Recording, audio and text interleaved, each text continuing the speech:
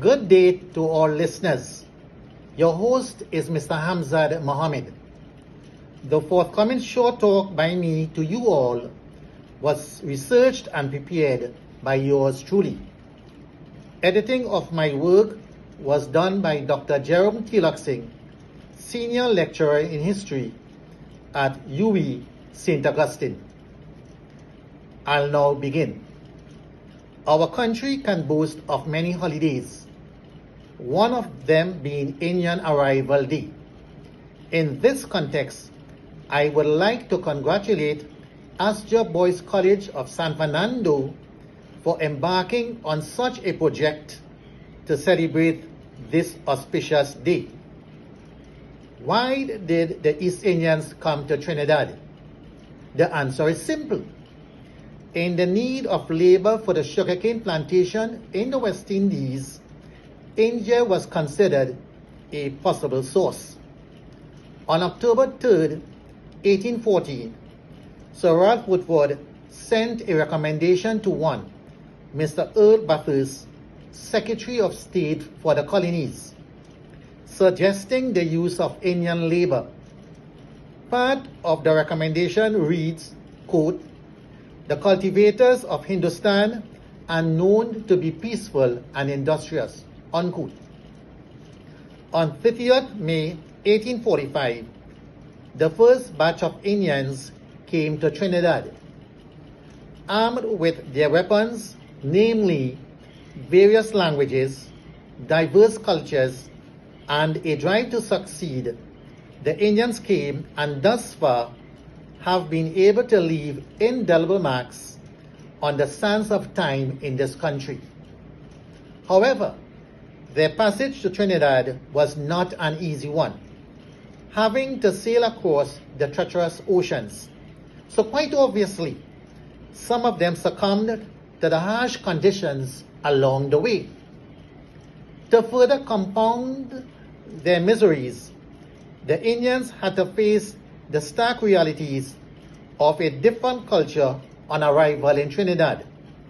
In this context, they met some hostilities.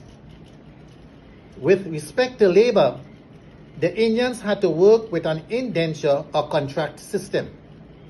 Three specific terms of that contract were: 1. The immigrant would work on an estate for 5 years. 2. Free provision of housing and medical attention. And 3. After serving 5 years, he could either re-indenture with the same or another employer, or he could procure a free passage back to India. To spruce up the immigration system and the well-being of the immigrants, the immigration laws were amended by an ordinance of July 17, 1899. One of the laws served to ensure that the Indians have a habitable place of abode. However, to what was prescribed was the opposite of what was seen in reality.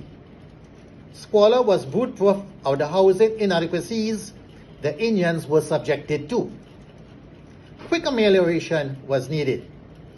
The plight of the housing conditions was brought to the attention of a Royal Franchise Commission in 1888. Here is part of the memorandum's presenter, the then Mayor of San Fernando, Mr. Lechme Guppy. Quote, "The overseers will tell you, as I have often been told by them, that they are put there to make sugar and not to look after the morals of the coolies," unquote. What utter contempt of these poor working class Indians. With respect to education, the immigrants' children and other poor children were neglected.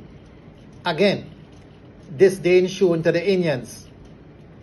So we had inhumanity rearing its ugly head in all aspects of the Indians' lives. Help was needed. Coming to the rescue of the children's education was the Canadian mission. From then on, improvements of the Indians in education and social life were made. I'll now end with some apt poetic verses.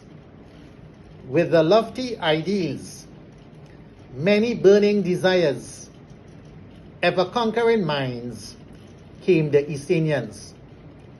Now in 2021, under a smiling tropical sun, they've come a long way with grade A not far away.